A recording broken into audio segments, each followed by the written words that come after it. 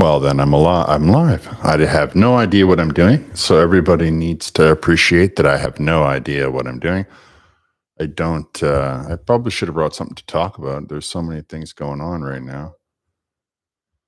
I want to, I want to be patient with this because I got no clue what I am doing, but I probably should have turned a little square to the screen. Now, what is this? Well, let me say that thank you for sending the 10 memberships. I appreciate that very much. I'm not sure what I'm going to do here. So there's a couple of things to talk about, I suppose, that I have. I should put on the headphones.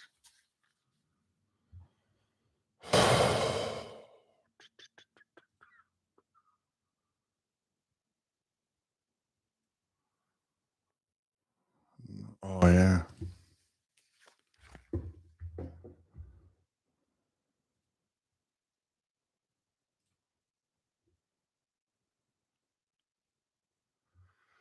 Well, you guys are talking really fast. I appreciate all the conversation. I wanted to talk about something that Bill Gates released today, talking about climate change and how, in his mind, it's gotten too far out of control.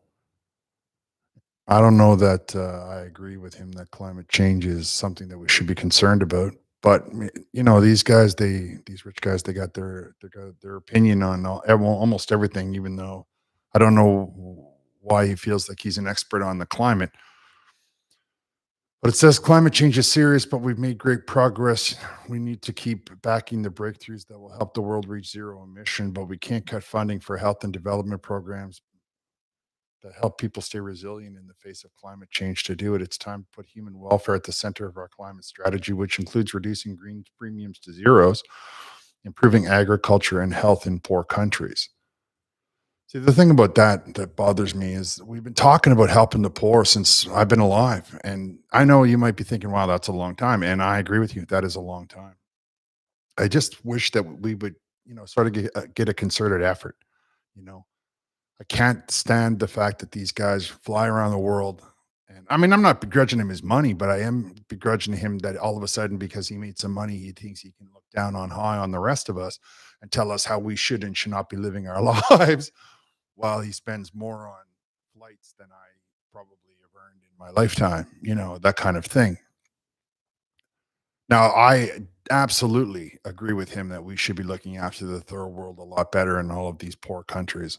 I think that those guys should be leading the way, but they are the ones that are in the way, right? Because in my lifetime, what I've heard is we can't interfere in any of these countries, right? The first world's not allowed to go in there and tell them how to do things. We're not allowed to tell them how to grow stuff. We're not allowed to tell them how to have their governments. We're not allowed to tell them anything. And then on the other side of it, it's like, well, you have to let them have their culture in your country. That kind of makes me feel like, I'm playing by two sets of rules here. Like, I'm not allowed to tell them how to live when it comes to farming or culture or any of these kinds of things. And they're allowed to tell me how I should live on farming and on culture and all these kinds of things. So I get a little bit uh, cross when I hear these billionaires looking down their nose and saying, "Oh yeah, let's change our position on everything," because all of a sudden, I don't know what did he meet a new girl? Who knows what his motive is? I do understand though that exporting food is probably the best way to solve many of our problems.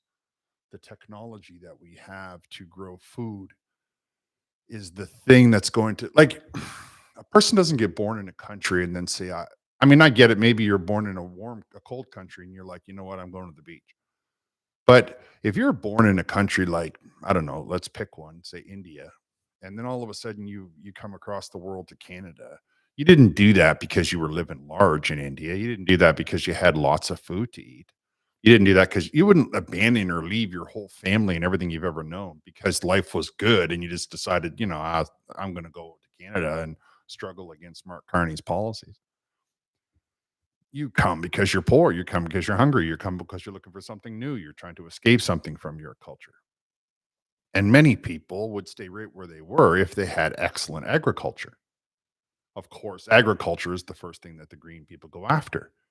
They go after, they want you, like, they don't want to drill anything. They don't want to have any water. They don't want to desalinate the oceans. They don't want to do anything that permits people to grow food in their region. Nobody wants to build a road. There's no money putting in any kind of infrastructure in these countries because nobody has the time to invest it. Meanwhile, me and you are supposed to just like forget that we got to basically live in a grass hut like they do and then hope that, the government swings by with the drone and drops off the crickets. And I just find the entire thing to be a little bit infuriating. I feel like if, 15 of these guys got together and just decided to fix the food crisis in Africa, we'd have no problem at all. It'd be done in like a year. But they're not really trying to fix it because, in my opinion, I don't think there's any money in it. Now, the whole world is turned away from the green except for Mark Carney. He seems to be the last guy. Him and like three people from the G fans, which took a serious hit in the investigation in the United States. And all of a sudden, out of nowhere, out of the blue, Bill Gates decides to tell Canada or tell the world that he thinks that we should backtrack on how we handle farming and whatnot. This is a guy that ran around. He's the single largest owner of farmland in the United States. All of a sudden telling us, right? Like that's the kind of thing that just gets under my craw. And I know that I don't talk much about that kind of thing, but this is the first time I've gone live. These things are going past me. I have no idea what I'm doing, but I do feel like let me know in the chat, guys. Am I out of sync? That's because I'm not running OBS. Like I don't have OBS. I guess I'll have to put it on. I don't know how to switch my latency because I am running a 4K capture card. But when I make my videos, I have it fixed. So I have. Thank you very much, Wickenden. I appreciate that. You're like one of my very first members, and I appreciate you very much. Everybody is saying there's audio problems. Now, can you hear me? Just put if you can hear me or if I'm just out of sync. Because I'm getting an indication that I'm in sync. But I have absolutely no idea how to fix the latency.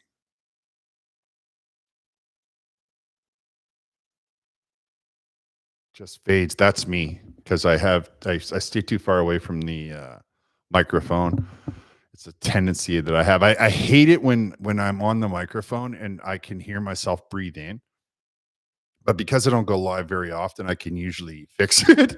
And then, like, I guess I need one of those machines, one of those podcaster machines, and that way there I can adjust it specifically directly. I have software for it, but every time, for some reason, they'll do an update on the software, and the next thing you know, it's like reset, and then I have to fine tune it. But most of the time, I would prefer my microphone to be down here, but then I fade in and out. So everybody can hear this then? Am I good and loud right now? Actually, you're right. I don't seem to be getting much in the way of where is the control from my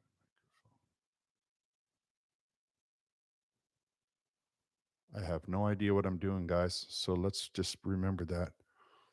I admit it freely. I am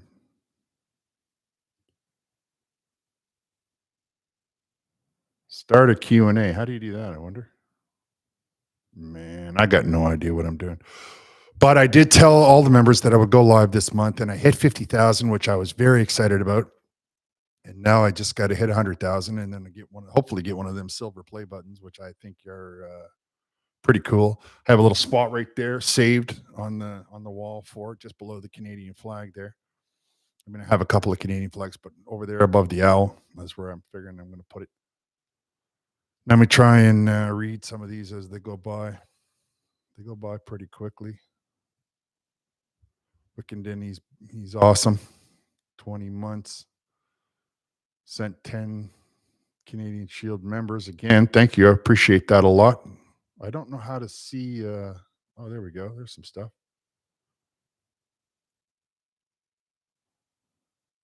About time we got some free time with you. Let's get this party started.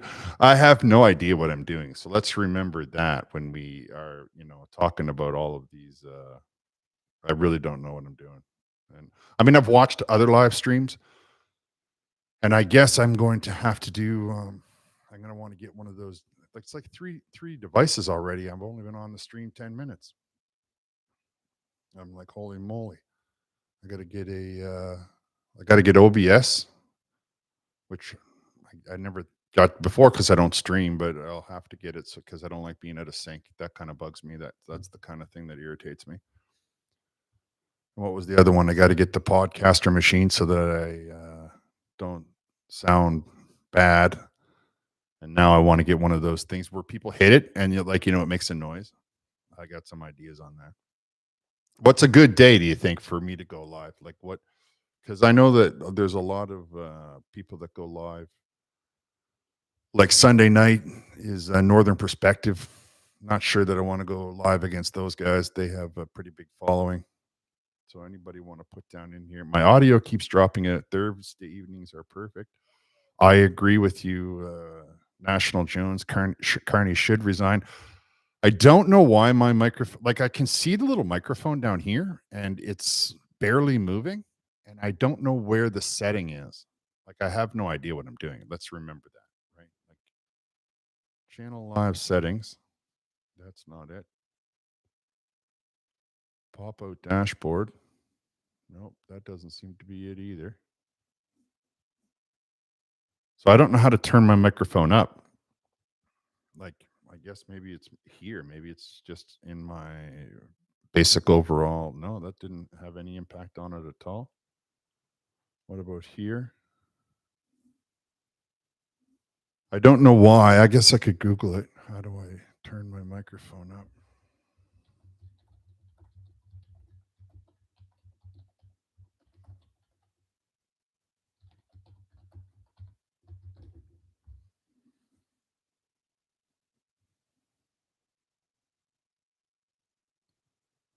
Oh, I'm not the only one that has this problem.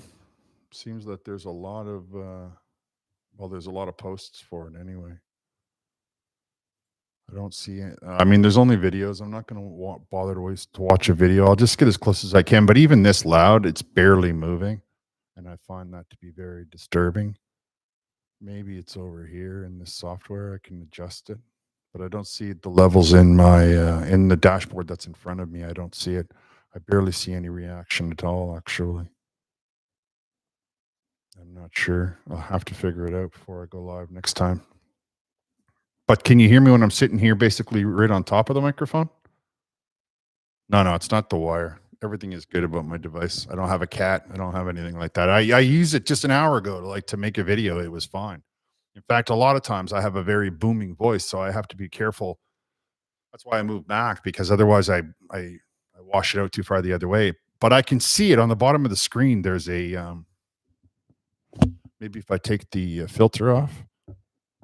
On the bottom of the screen, there's like a little bar, a little green bar, and it will not go above my like there's only two dots. And I get that what you're saying, but what I see in front of me, got no idea what I'm doing. I mean, I don't know if I mentioned it or not, but I got no idea what I'm doing. I'll get there. I'll polish it up. Next time I will have I'll have topics to talk about.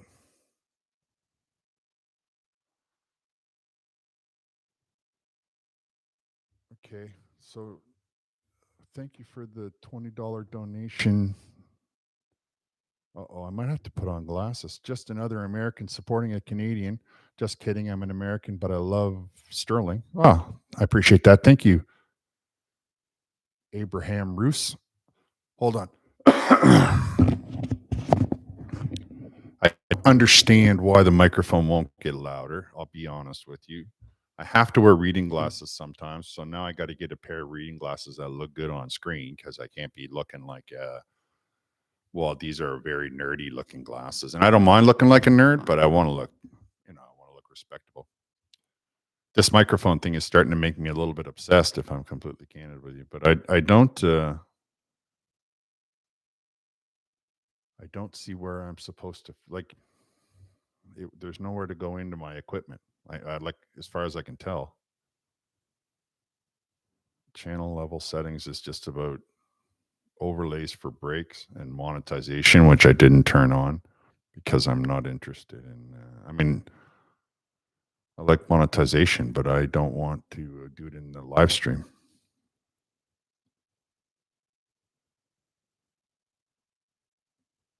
Nope.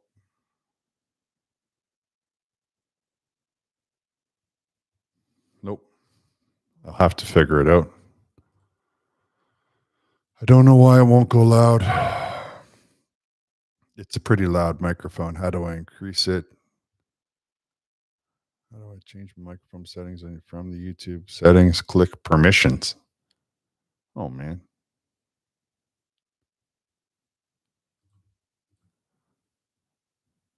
Oh.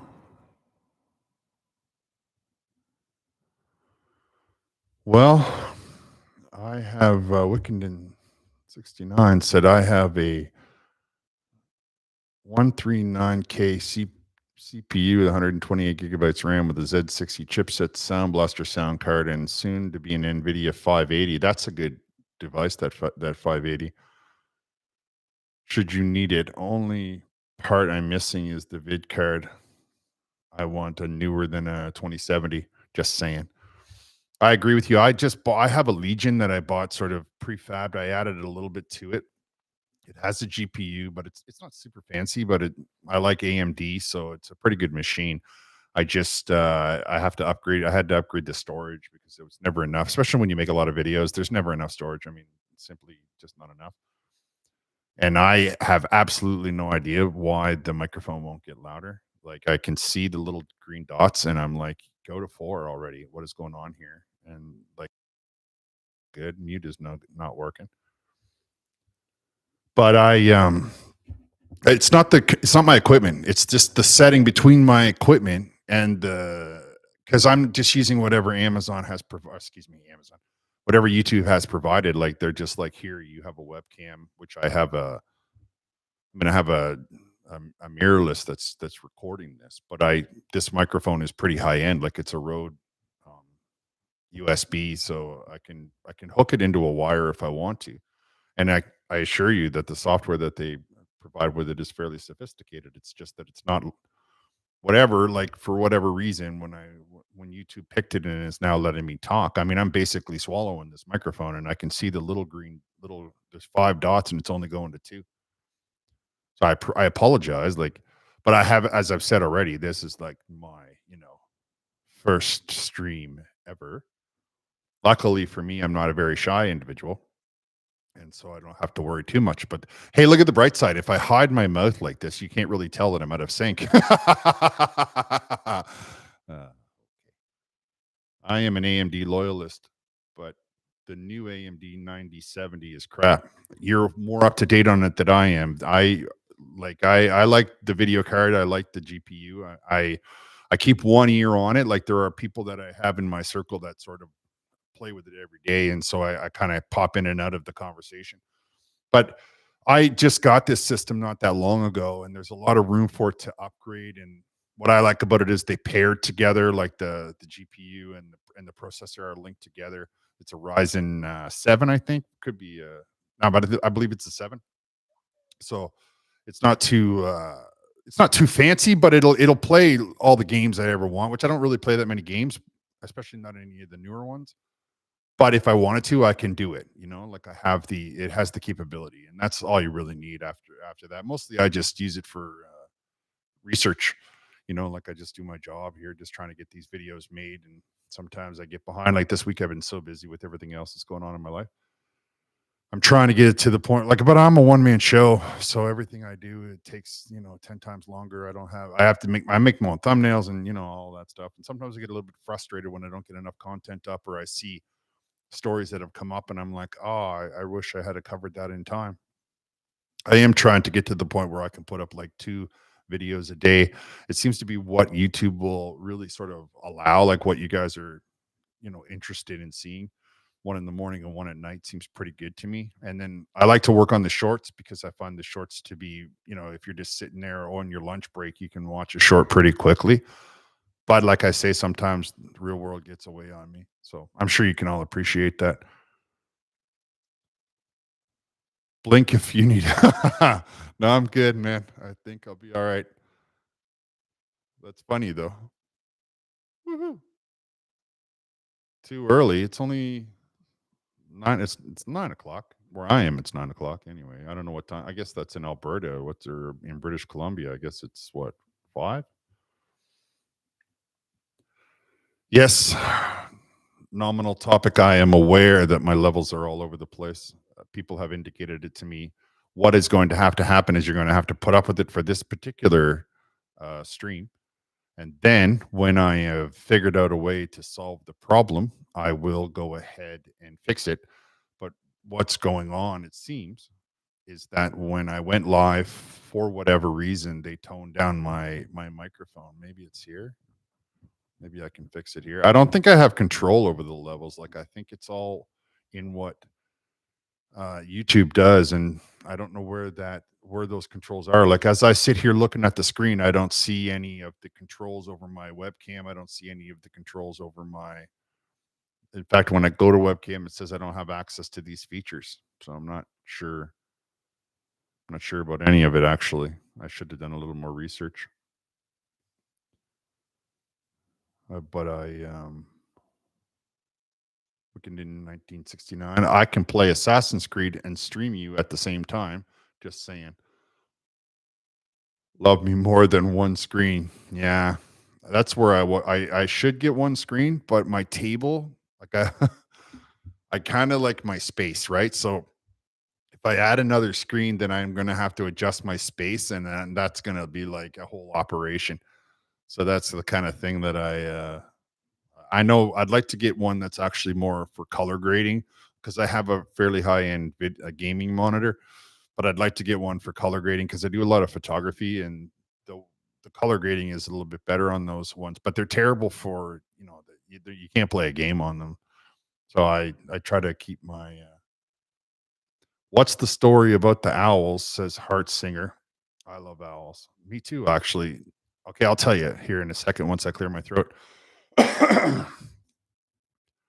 When I started this channel, I started it because, so the question is from Heart Singer, who gave $2. So the question is, what's the story about the owls? I love owls. Now, anybody who becomes a member of my channel, I make a digital owl. Like, I use AI and I create an owl, and then I create a lot of owls, but I pick one that's nice, and then I give that to the individual. And I have an owl behind me, as you can see right there. And I put owls in my logo is an owl inside of a maple leaf, because okay, so first off, I've always liked owls, and many owls can fly silently, can see from miles and miles, and can hear mice under the snow. So in my brain, and they can cover their own back. In my head, an owl is a pretty wicked predator, like he's pretty tough. However, that's not the reason that I selected the owls for sort of the mascot of this channel.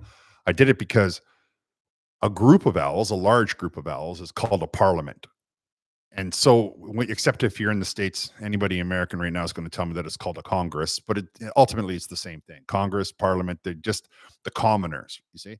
And the large group of owls means that, being the Parliament, when I started this channel, I did it so that I want to raise awareness of Canadians. Like, I want to understand political awareness for Canadians, because we are basically out of the loop on almost everything. We cast a vote, and then the worst decisions that are ever made come out of the people that we vote for, because we vote along party lines, and then the worst people that they gravitate to whoever gets elected, and these are not the good people. Like, there's a lot of people in our parliament that I wouldn't trust. I just don't trust them. So anyway, to get to the point is, I said, well, owls, parliament, we're all in this together, that kind of stuff. And that's exactly why I bring owls into it. Plus, I like them. I mean, I honestly do believe that they're pretty tough. Like, they fight eagles and stuff, and they can hunt, and they can cover their own back, and they just got a lot of really wicked skills. Look at it in 1969. 2 monitors, extended display, left to right or right to left. You'll never go back. Promise a good CPU will run 3 all day long. My video card actually has 4 places. It has the not the HDMI, like the one for the display port, and then 3 HDMI beside it. I couldn't run quite a few of them, but I would have to change my table. And that's really what I trying to avoid. Like I right now, the way that the shot is, like if I move this just slightly, my monitor, it's going to come into the camera because it's like right there, you know. And the space behind me is kind of far, like it's a little bit deeper into the wall. So I like that for the depth of field. That's why I have a small lens on it, so I can do the blur behind me. Like I say, I do a lot of cameras. Like I like camera stuff. So that's the reason that I don't or have yet to get the second monitor. And then I was realizing that I would have a good time editing photos and whatnot because I do my own thumbnails. And so I'm like, okay, maybe I should just get a monitor that's better for color grading. And then I just have never had the like I just don't pull the trigger. I've been thinking about it for like 3 months probably. And I'm sure any minute now they're all going to go on sale. It's going to be, oh, look, buy these monitors because our economy is collapsing and we want you to buy it for Christmas or Black Friday or whatever happens to be next.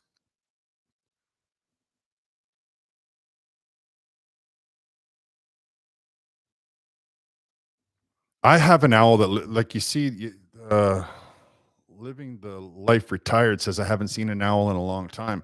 I have one in my town, which is pretty cool. Like just randomly, sometimes you'll see it sitting on a fence.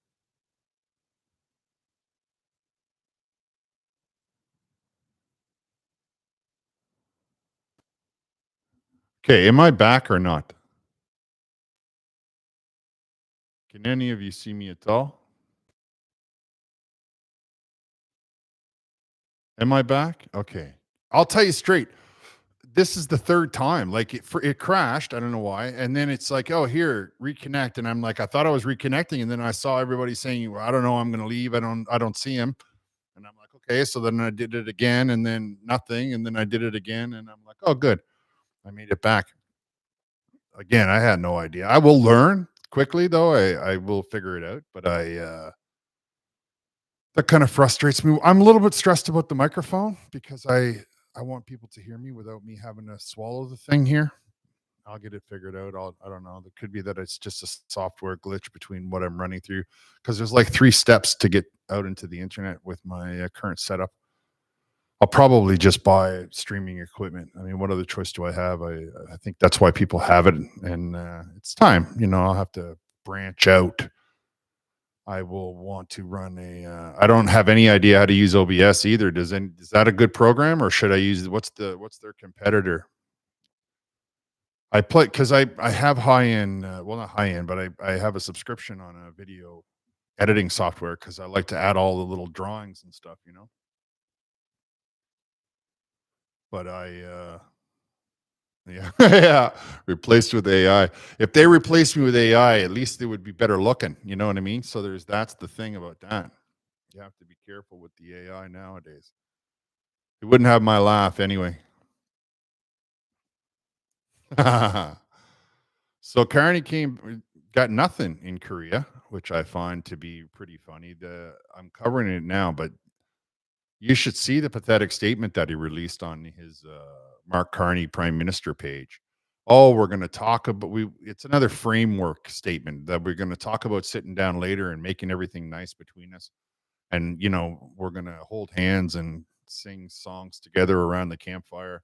Absolutely nothing done whatsoever, and I just wish that more people would vote against the Liberal Party because this country is in a bad way, and I don't think we're going to get triggered. I don't think an election is going to be triggered because the NDP is not ready.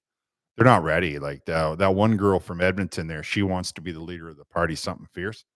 So I don't think that they're going to, I think that they'll support the Liberal budget, even though it will be horrible. Even, it will be the worst budget in the history of Canada. And it will do absolutely nothing to solve any of the problems. No Liberal budget ever has. So I don't know why we want to believe that it's this one. This 11th time will be the charm. Something tells me that that's just not going to happen. However, we're going to see here. What is it? A couple Tuesday, I think they released the. They're going to put the budget out, and then that'll be an interesting turn of events. I don't think we should be supporting the budget, but I understand that the NDP is destroyed. And the thing of it is we have to let the NDP rebuild so they can take back the seats that they lost to the Liberal Party. It's not the Liberal Party didn't lose any. Like, didn't take any conservative seats. They only took bloc seats and they took NDP seats, right? They, whether it be British Columbia or whether it be Quebec. And the bloc needs to regain some things. There was a couple of marches last week about separating, which, I mean, that's the wrong time for that discussion, I think. I don't know where you hope to go. Like, I mean, I lived in Quebec for a long time, so I have a little bit of I have an opinion on separation. And sometimes I get a little bit upset about it because understand the history of the country.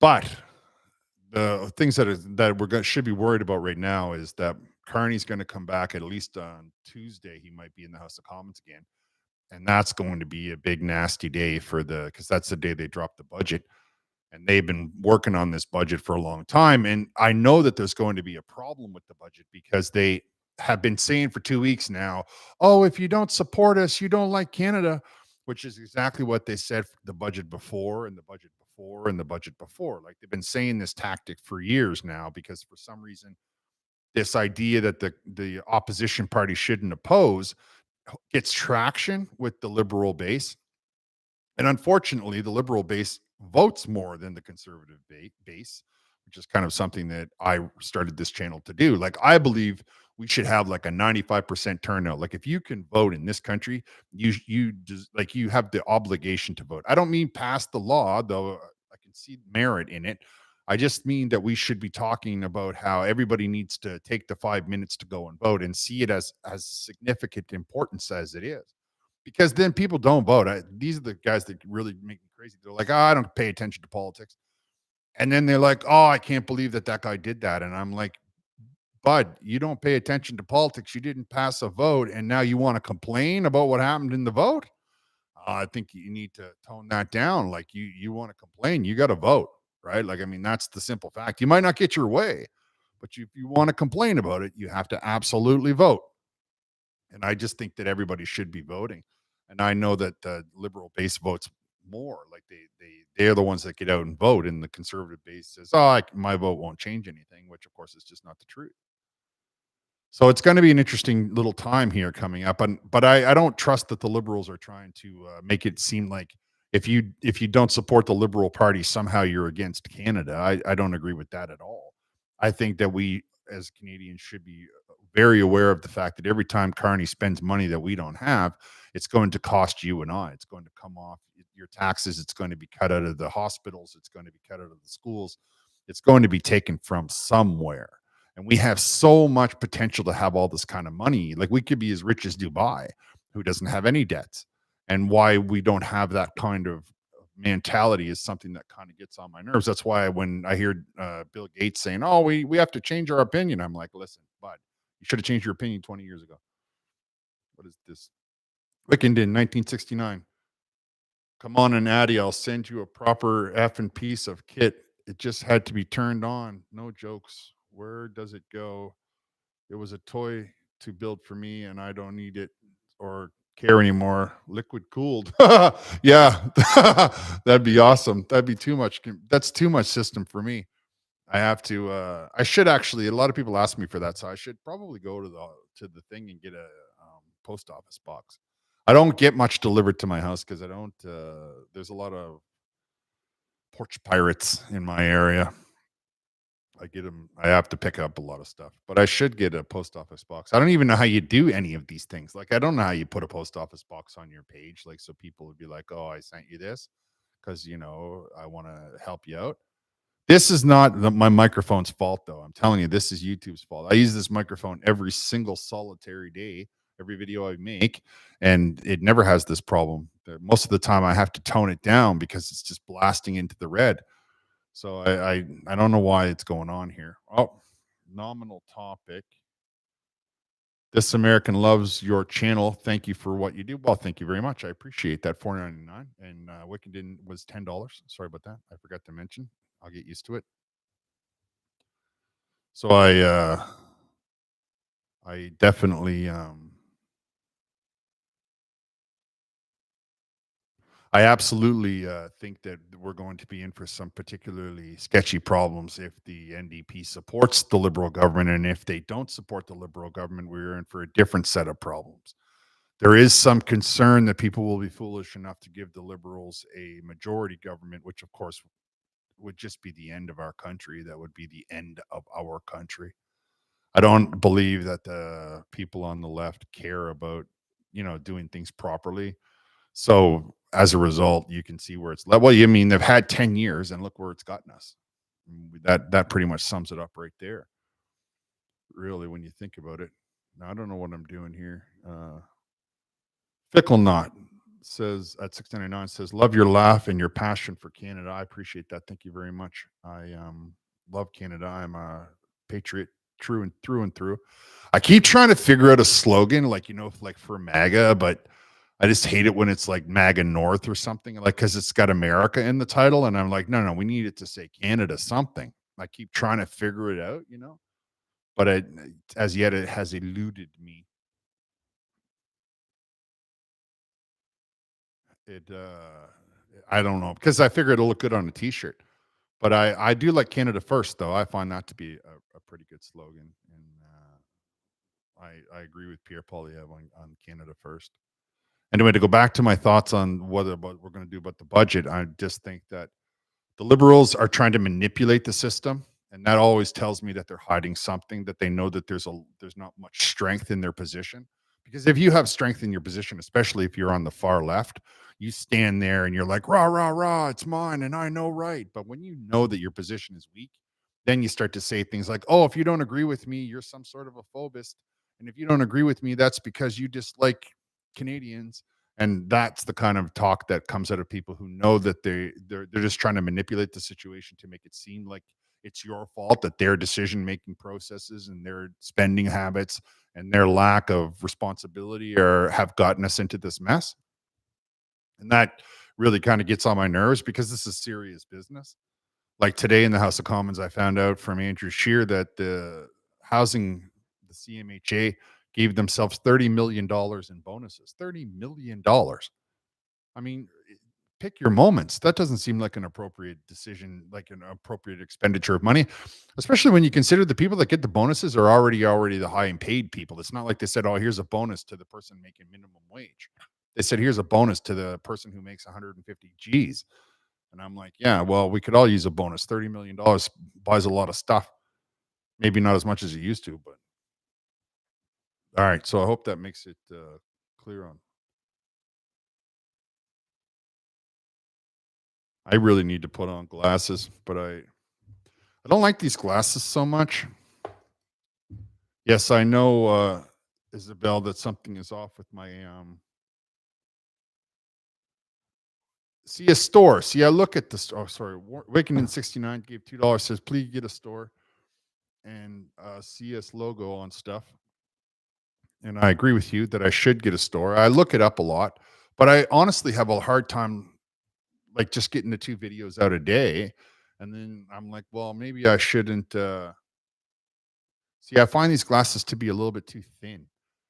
They fit good because I have really long eyelashes, so they don't brush on the glasses, and I like that.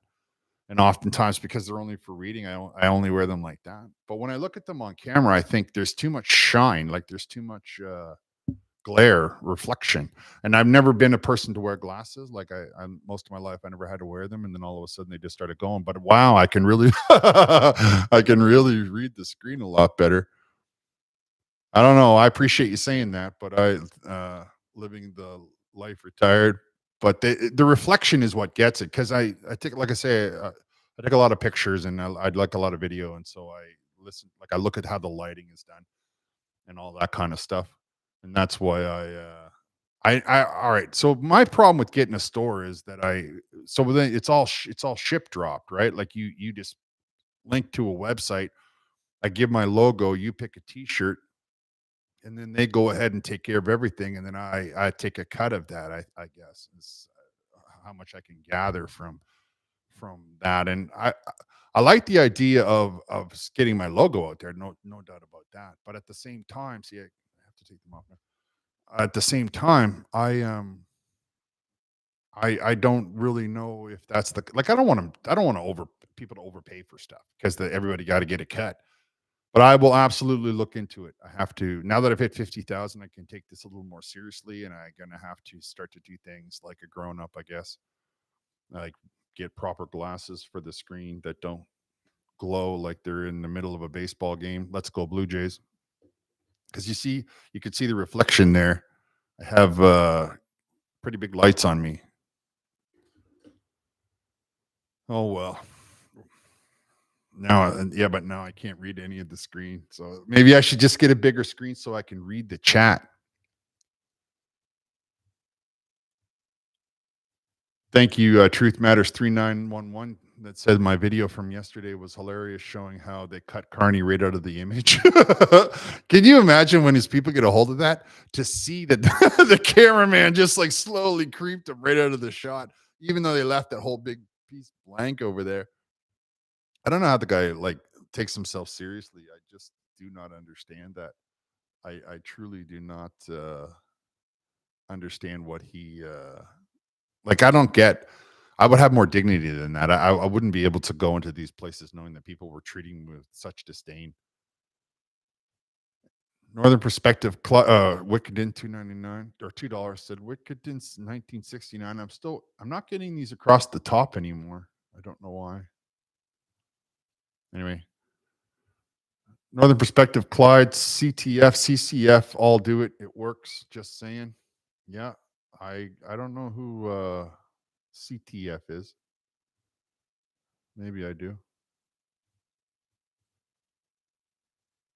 They're not showing up across the top though, which kind of bugs me. I liked them when they were showing up across the top, and then I could read them when they got there. They're not doing it now.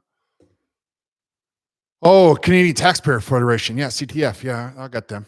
I watch them. It's the one is the firearms people, the tax people, Northern Perspective. Clyde was one of my like also subscribed pretty early in my channel, which I appreciate. And then there's Moose. I watch him too. I mean, he's pretty popular. There's not a lot of in-depth stuff except for the he's got it down on where Carney's getting his money from. That thing that he has, that chart or whatever he calls it, that's pretty elaborate. So I mean, I don't know if he has a store though. I don't know because I don't really shop that much. I mean, I shop like anybody does. I buy my own groceries and all the rest of it. But you get my point. I'm Goko Donnie. Damn it. Okay, but that's not what it says on the thing, Donnie. It's just not. So I'm just trying not to step on anybody's toes. People get a little bit. Some people put a lot of thought into those names, and so I try to utilize them.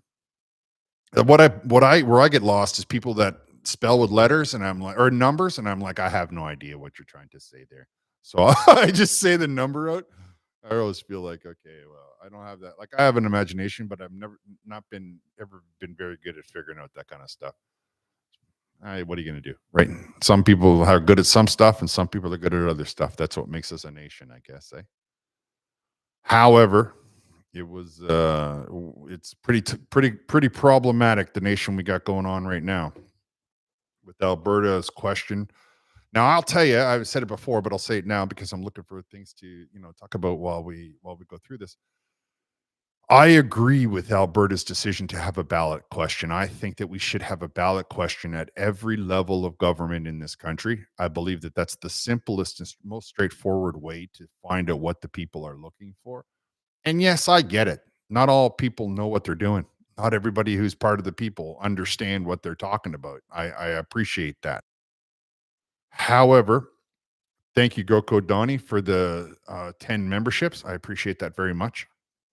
I think that's the second time in this stream you've done that. So that's very nice of you, very generous.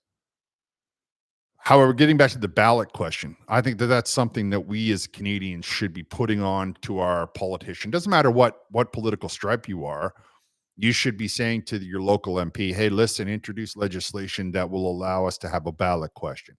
And then you turn to your local provincial parliament and you say, "We want you to introduce legislation that'll give you a ballot question." And then you turn to the mayor and you say the same thing.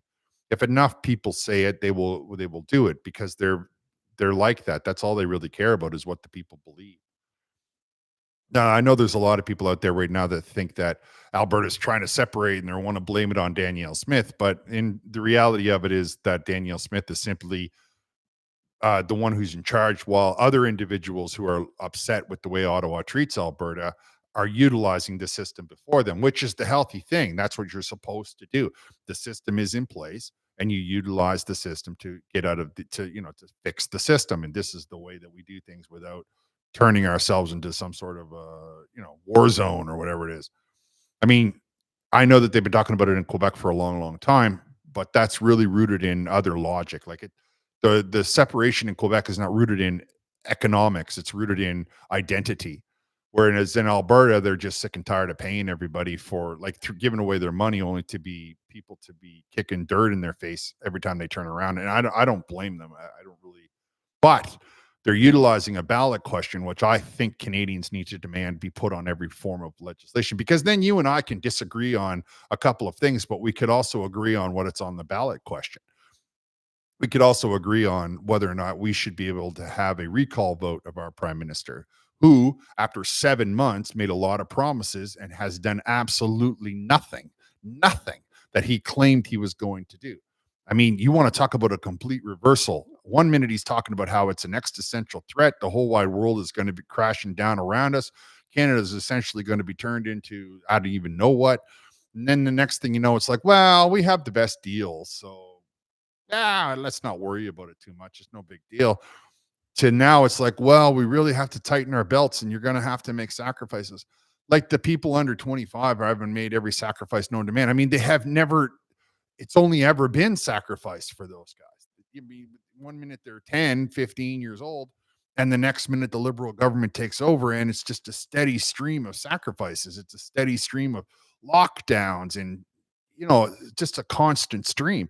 So I don't know exactly where Mark Carney was during all of that, probably living large on his money. But we can see there's a major disconnect between the people that occupy the Liberal Party and the people that are actually living on the ground. There's a serious separation between what they're going through and what they think you're going through.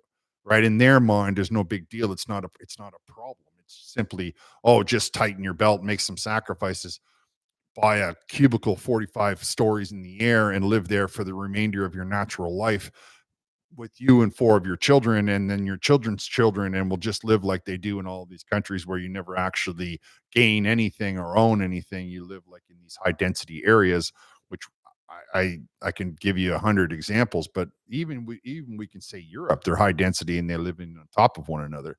And I don't see that as something that is improving our country. I don't see that as something that is improving their standard of living. So if you're out there and you're under 35 right now and you're listening to my voice, don't vote liberal. A lot of people I've realized that come to the country that are young, that are new, that have never been here before, they don't pay attention to the politics in this country, and then they vote liberal because they like the name. I'll be honest with you, as a man who's lived in Mississauga and whatnot, I'm quite familiar with the culture, and I can tell you right now, there's not a one of them that is not a conservative. I mean, the way they look after their money, forget about it. They work hard and they're conservatives to the core. But for some reason, they want to vote liberal. And then, the next thing you know, liberals own Toronto and they get so many seats in there that's how they do it, right? That's how if you look at a constituency map, the liberals control most of Toronto. The rest of the province is basically conservative.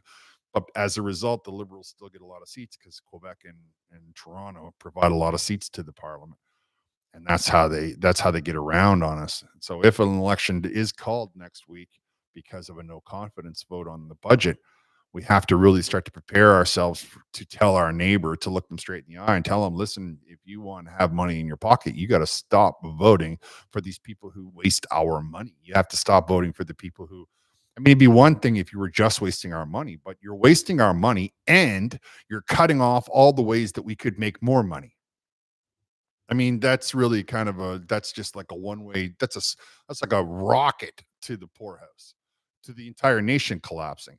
And we already know Mark Carney's policies when he was a central bank governor in England.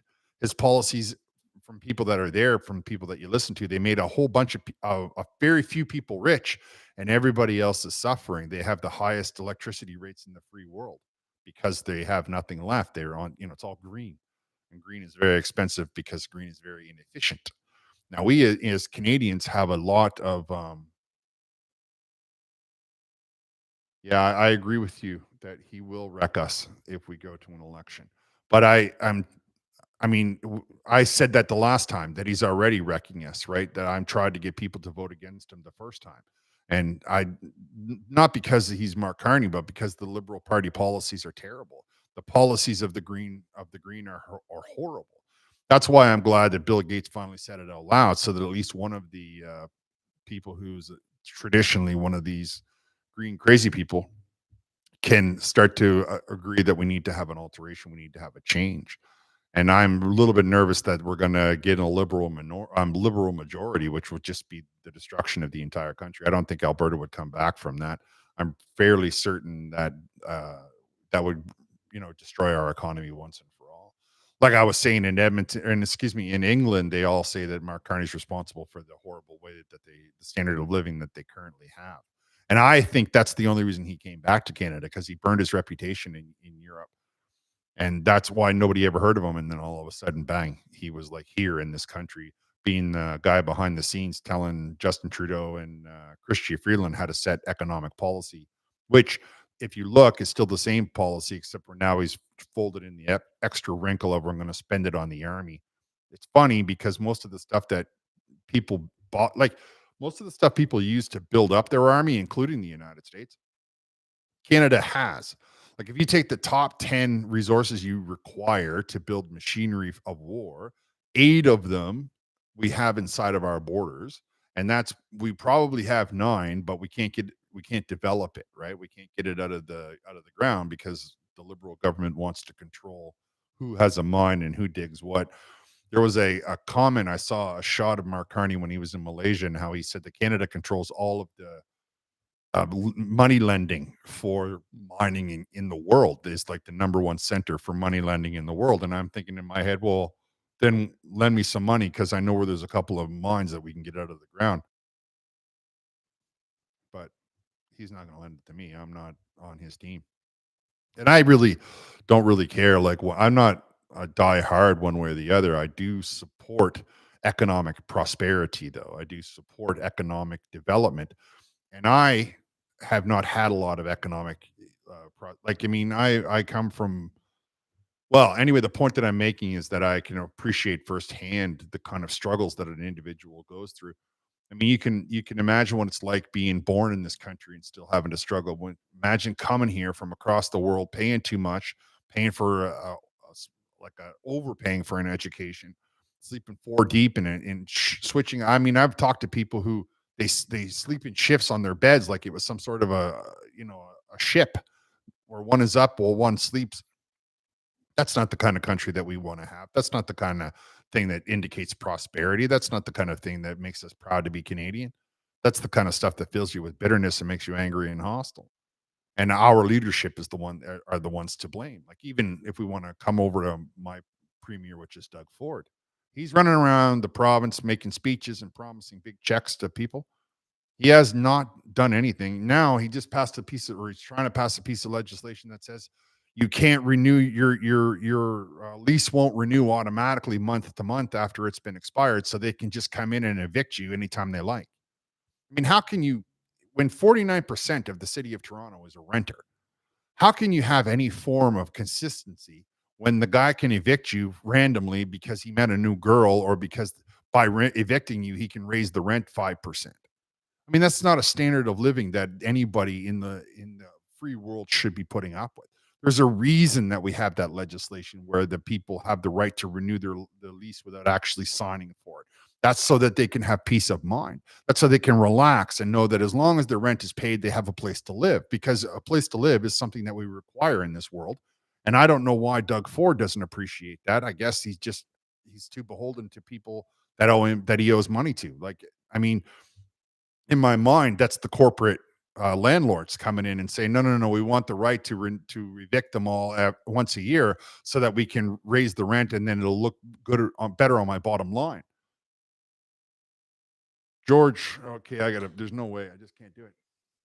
Okay, George Peter Gaddis, $5 says there's no way for our PM to bat 1,000 on all opportunities. Jim Cramer, the odds of this happening is better than multiple lightning strikes. I mean, you know what? Okay, if you say you say there's you say there's no way for him to bat 1,000, and I mean, I don't know anybody that bats 1,000. I'll tell you though, when you're batting under 100, you get pulled out of the lineup, right? I mean, if you want to use a baseball analogy, no trouble at all. I got you. If you're going over, then you get pulled out of the lineup. You get put on the bench. You get sent down to the minors because you're over.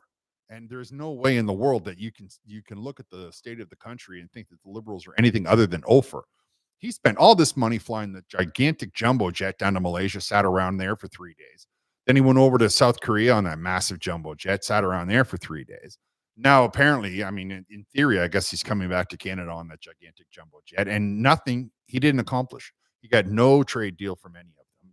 Donald Trump got $2 or $3 trillion between all of those countries in out of those, on his way back to the United States of America. And even if they only meet half of them, he got a lot of critical mineral deals, and he got a lot of oil and gas and those kinds of products deals.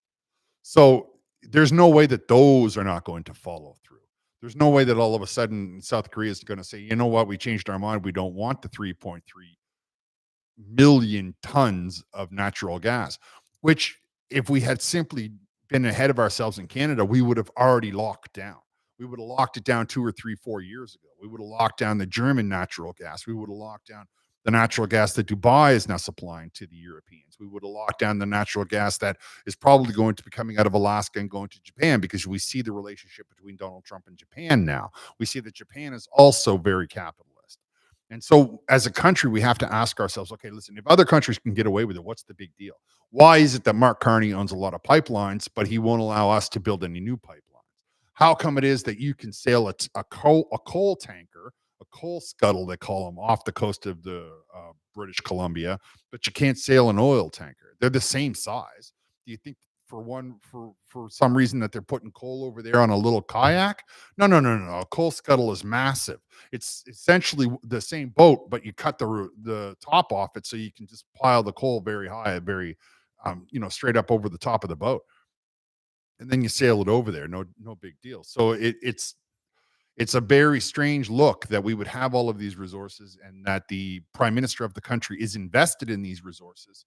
And yet he tells you and I that he's going to write legislation that doesn't allow anybody but who he specifically cherry picks to get at these resources.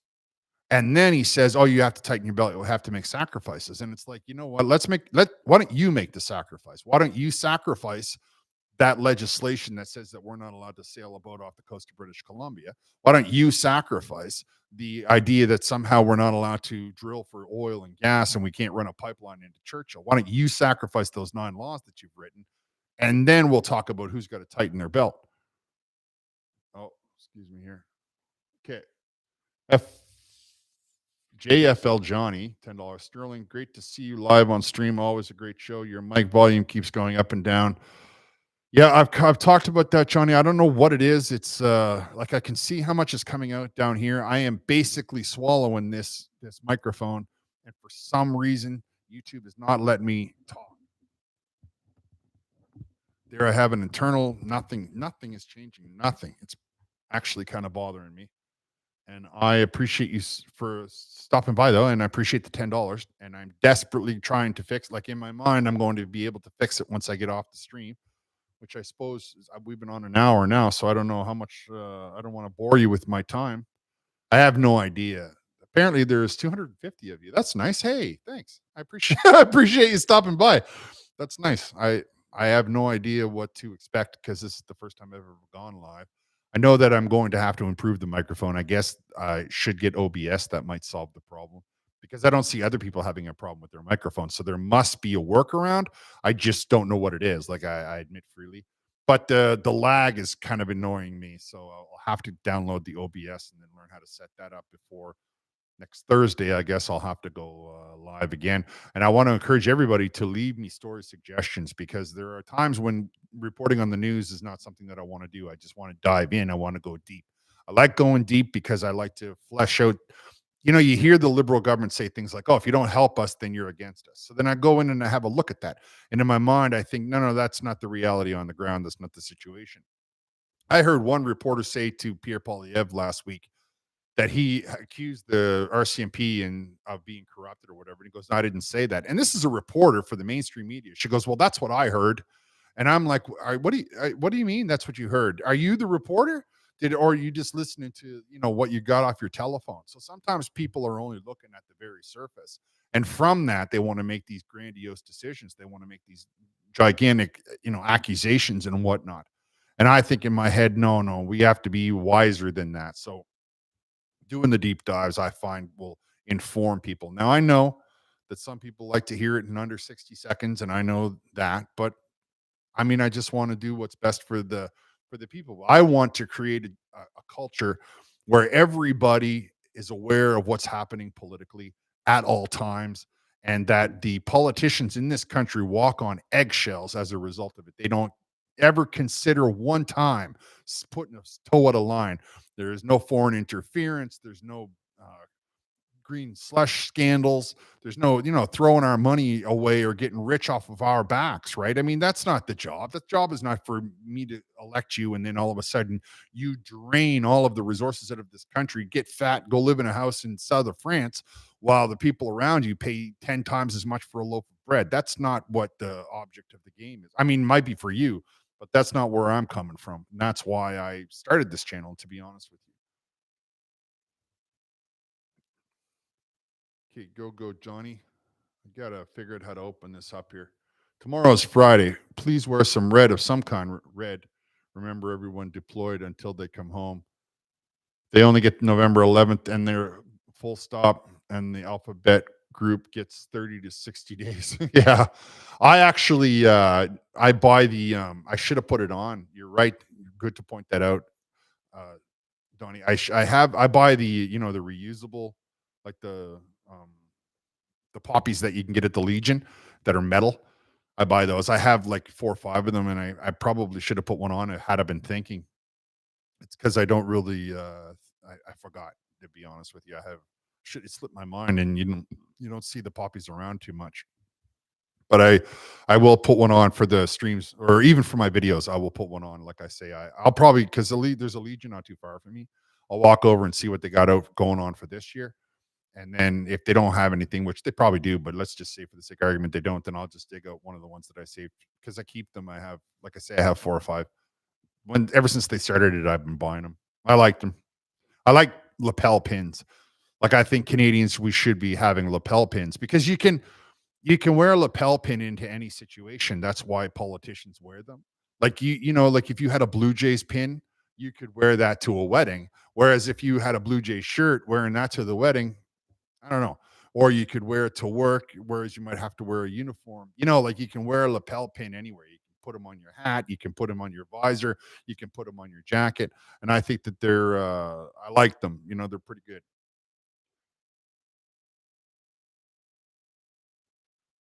Nancy, I guess. The only reason he goes on tries is for the optics. I think she probably meant trip. He purposely sabotaging the trade deal because he wants Canada to hate the US. He's a terrible leader. I'll tell you something. I wear a poppy pin. Oh, excuse me. Hold on. Donnie, go, Donnie. I wear a poppy pin of some sort on every collar I wear, every one. Nice. You know what? One time I had a poppy on my coat for 3 years and then some jackass ripped it off. I was so mad. Anybody, to go back to Nancy's statement about Mark Carney and the tariffs, you'll hear Doug Ford say stupid things like protectionism doesn't work. If protectionism doesn't work, then please sell Ontario dairy in Quebec. That's all I'm asking you to do. Just take some of your Ontario dairy and put it for sale in Quebec and see how quickly they remind you of the protectionism that they have in Quebec, and how quickly you will remind them of the protectionism you have in Ontario, whether it be for the dairy, whether it be for the booze, whether it be for the wheat. There's all kinds of protectionism that goes on in this country. And for Doug Ford to try to convince everybody that that's not the situation is very, very dishonest. And I can't stand a dishonest politician. I'm already putting enough faith in you. And I don't like you to try to convince me that that you're doing something for me that you're not. Doug Ford doesn't seem to have a clue on how to get us out of it because the smartest thing that Doug Ford should have done is forgot about Donald Trump. Just forget about him. He's made his decision. The contract is the contract is the contract, like the Kuzma. However, he hasn't developed any mines, Doug Ford. He hasn't opened any shipyards. The single largest reason, people don't realize this, but I'll tell it to you straight. The single largest reason that most of the manufacturing that started with the automakers is in Detroit is because when they started building the autos way back in the day, Ford and whatnot, Henry Ford, the steel comes down the Great Lakes on a boat. You don't put that on a truck, you put it on a boat. It's heavy and it comes right in there. And that's what it was, just closest geographically. That's where the supply was to the vehicle. And they were like, okay, let's build it here. That's why they were so easily able to remove it once the war ended. Then from Detroit, you can put it on a boat and sail it into Europe because we have the Great Lakes and then we have the St. Lawrence. So Ontario should be manufacturing ocean-going vessels. We have 2 or 3 Great Lakes that we could get access to with the drop of a hat. We have the steel, we have the mining, we have everything we need, except we don't have a leader that is seeing the clearly vision because he's afraid to upset Mark Carney. He doesn't want Mark Carney to hear him say, "There's absolutely no way in the world that we can get anything done if we have these nine laws in place." And so he, puts his hand in Mark Carney's pocket and follows along dutifully, like I don't know, like a good little Canada First fella or whatever they like to say, Team Canada, I guess they say. But the truth of the matter is that Canada needs to be developing. Shipyards should be our number one investment if you're in Ontario. Mines and shipyards, because ships can be put in the water and sailed right out, or put in the water and sailed on the Great Lakes, or put in the water and sold to other countries. That's the thing that we should be doing. We can be utilizing our own steel and our own labor. I mean, all these guys that are getting laid off, they still know how to use heavy equipment and they know how to go to shift. They know how to work their day. So they're quite willing to do the job that's before them. Except that Doug Ford, he's more worried about booze. I don't understand this guy. He's like, "Oh, here, let me pour this down the drain." And at the same time as pouring this down the drain, I'm just going to go ahead and tell you how I cut the GST on beer. And I get it. People like beer and people like all that stuff, but people like jobs. How do you propose to buy the beer if you don't have a job? I mean, let's be straightforward here. So, oh, that's my opinion on. I mean, I have opinions, guys. So I hope I'm not boring you with it. I just want you to, hear the ideas that are coming at them, that are rattle around in my head all the time. I never get a chance to get them out, and I'm convinced that most people don't watch to the end. My videos, I rant at the end. I don't do it at the beginning. I just take it all, put it all together, and then I give you my opinion. That's just the logical part of my brain. And Doug Ford is the one that's really kind of letting the side down. I found it really funny when Danielle Smith went down to make a deal with Donald Trump. All the mainstream media jumped all over her. Oh, she's a horrible human being. She's this, she's that, she's the other thing. And yet, when Evie gets interfering with Donald Trump, or when Doug Ford gets interfering with Donald Trump, all of a sudden, they're heroes, right? So that's a really, really weird thing in my mind that the government would treat, or the mainstream media, the corporations that are firmly in the pocket of Mark Carney. Like, don't think for 1 minute the reporter that you hear is the one that's driving the questions. Those questions are being driven from on high. Their bosses are telling them how to treat Pierre Poilievre. Their bosses are telling them how to treat Danielle Smith. Their bosses are telling them how to treat Doug Ford, and so on and so forth. Their bosses are the same people they're in the same group as Mark Carney. Everybody overlooks that. There's a lot of people in Mark Carney's camp that own stock in Bell Media, right? There's a lot of people that own stock in Global, and so on and so forth. And as a result of that, we are, in a position where the people who should be listening to independent voices don't know any better. And the people that, or not only do they not know any better, like that's what they've always listened to. And the people that are getting here right now who can cast a vote, they're listening to radio that comes from back home, and that's fine, but they need to pay attention to the reality on the ground. And I will Donnie, get an address for my page. Like I'll get one of those um a server. Yeah. I don't have the juice to set up a server. I'd blow a fuse. Like I mean, or trip a switch. I don't even know where I'd plug that in. I don't have a very big. I live alone. I'm a one man show. What can I tell you? She got it all, and so I don't know. I don't know if I got the juice for that, but I will get the microphone fixed, guys. I really, really do, and I appreciate your consideration, Gogo Donnie. I absolutely do. I will get all of that worked out, and then some genius will tell me how I can go ahead and put that up on my main about.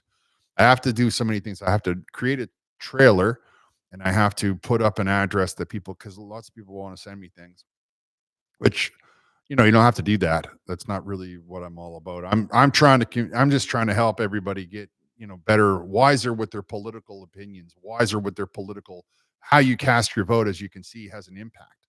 I mean, how many people have cast their vote against Donald Trump to support Mark Carney, while right now everybody under 30 is struggling, or most of them, 85% of them. I saw Pierre Poilievre did a live stream tonight from somewhere in Toronto. I didn't catch the whole thing, but I did see the crowd, and the crowd was all under 30. There might have been 2 or 3 people who weren't, but most of the people were under 30, and they did not look like they were they looked like they were fed up with their options. Can you imagine being 25 years old, 25, 30 years old, and being told that the only thing you can buy is a $1.5 million, 800 square foot condo?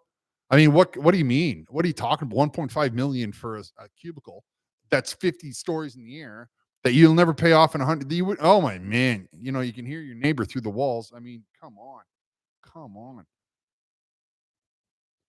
Zoe, right? Oh, cannabis Corona. Zoe, it says on the other one. What do you think the chances are for a non-confidence vote when the budget is tabled on the 4th? That was $27.99. I appreciate you. Let me say right out of the gate, thank you for that. That's very generous of you. And I have said earlier, but I'll say it again. I I think the NDP will support the Liberal government because the NDP is a shambles. And that girl from Alberta, whose name McPherson, I think her name is, she really wants to be the head of the NDP. Now, I don't like that woman at all. She really hates. I mean, she's just filled with hate. But I do believe that she wants to be the leader of the NDP, and I do believe that if they get to the leadership, um, like if they get that far, it's coming in April. I think she will become the leader of the NDP. Though the other guy's a better choice. The NDP has become a group of extremists. So I mean, you can't go there if you don't have 50% representation for females. You got to have 50% representation for people who are not Caucasian. You got to have 50% of they got all these rules that are essentially rooted in what you look like. They have absolutely nothing to do with your caliber. They only have everything to do with virtue signaling and what you might look like. So I don't believe that they're ready for an election, the NDP. And I think that they'll give the Liberals the votes that they need, which is just going to be just as bad. Like I would much rather.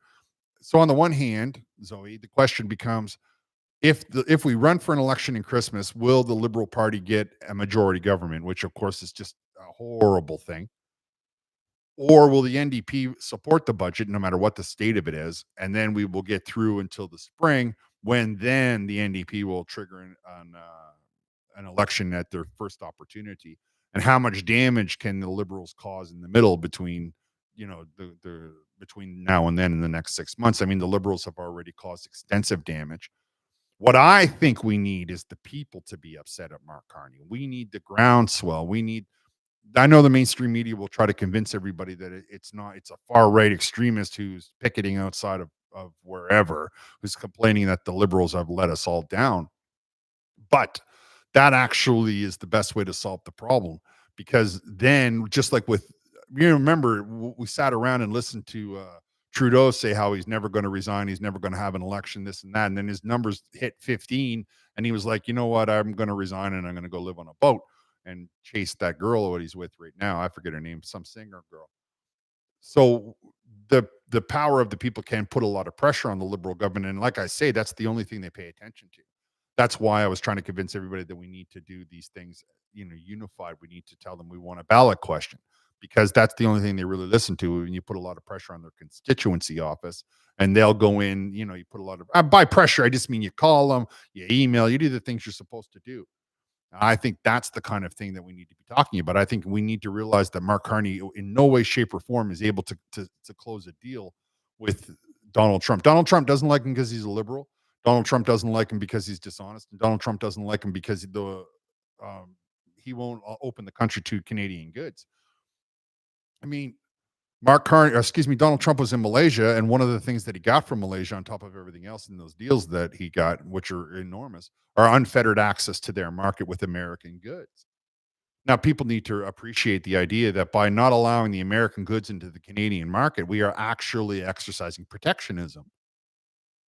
He doesn't like our lumber going in because it's subsidized by the federal government. That's not protectionism. That's just the same reason we don't allow Chinese steel into Canada, because it's subsidized by the government. But by not allowing the Americans to come up here and sell their wheat or sell their milk or sell their wood products or whatever it happens to be, we are actually showing the United States government that we believe in protectionism. So that's the kind of thing that I think that Mark Carney should be called to task on. He's terrible with money. We could solve our money problems in under 2 years if we just got rid of those 9 laws. You know what I mean? We would be able to, the money would crank out, these companies would come in, and all of a sudden there would be so many jobs that we could just take $5 from everybody, and we would have like enough money to cover our debts and cover our bills. But for some reason, the liberal government thinks that it's more important for you to go hungry while the rest of the world gets very, very well paid. The second that, I mean, there's two things that we got to consider with our oil and gas industry. Trump has an eye on Venezuela. He's flying over there. He's getting closer and closer with some high end, heavily trained tier one operators. So does that mean he can slip a guy in and assassinate him, or does that mean he can trigger a coup? I don't know, but I wouldn't put it past them. And they have a lot of oil, and in fact, their oil is the same grade as we have in Canada. So that becomes an immediate competitor against us. And the second that they can drive enough pride into the Russian conflict, because that's all they're really missing. Like that oil is going to come back on the market, and so all of a sudden, our opportunity to get a real capitalization on the industry is going to be a little bit slower.